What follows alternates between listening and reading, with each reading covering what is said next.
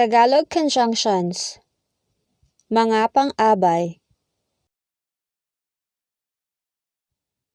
After. Pagkatapos. After work. Pagkatapos ng trabaho.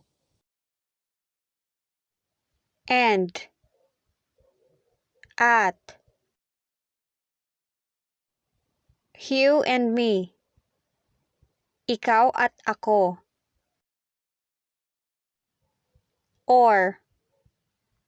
O kaya. Pineapple or banana. Pinya o saging. But. Ngunit, pero, subalit. Beautiful but small. Maganda pero maliit. Because. Dahil. I go home early because of the bad weather. Umuwi ako ng maaga dahil sa masamang panahon. Before. Bago. I already bought foods before she came. Bumili na ako ng pagkain bago pa siya dumating. So. Kaya, dahil dito. I slept late so I woke up late. Hating gabi na ako natulog kaya tanghali na akong nagising. Since. Sapagkat, dahil sa. Since it was raining, she took the umbrella. Dahil sa umuulan, dinala niya ang payong. However. Subalit, gayunman, datapwat. He doesn't want to attend, however, he was convinced by his mother. Ayaw niyang dumalo, subalit nakumbinsi siya ng kanyang ina. Yet. Ngunit, gayunman. She designs simple yet elegant clothing. Nagdisenyo siya ng simple ngunit eleganting damit. Than. Kaysa. My mother is older than my father. Ang aking ina ay mas matanda kaysa sa aking ama. While. Habang. Samantala. I am singing while washing the dishes. Kumakanta ako habang naghuhugas ng pinggan. As long as. Basta. Habang.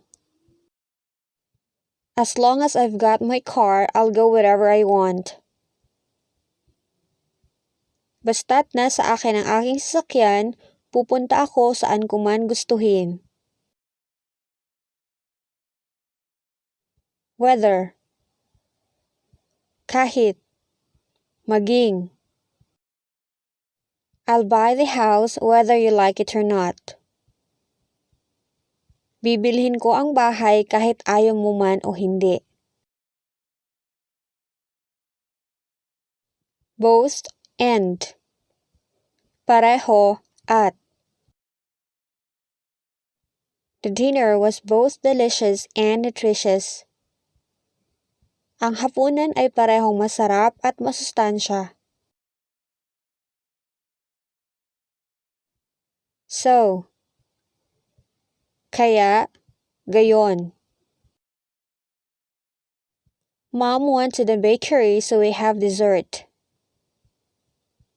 Si ina ay pumunta sa panaderia kaya mayroon tayong panghimagas. Although. Kahit na, bagama't. Although I've been to his house several times, I still can't remember how to get there. Bagama't nakapunta na ako sa bahay niya ng ilang beses, Hindi ko pa rin matandaan ang papunta doon. As soon as. Sa sandali, sa oras. Call me as soon as you get there. Tawagan mo ako sa sandaling makarating ka doon. Even if. Kahit na, bagaman. She won the title even if she was not prepared. Napanalunan niya ang titulo kahit na hindi siya handa. Until. Hanggang, hanggang sa. Keep going until I tell you to stop. Sige lang hanggang hindi ko pa sinasabi na tumigil ka. Salamat po sa inyong panunood. For more videos, please like, share, and then subscribe to my channel.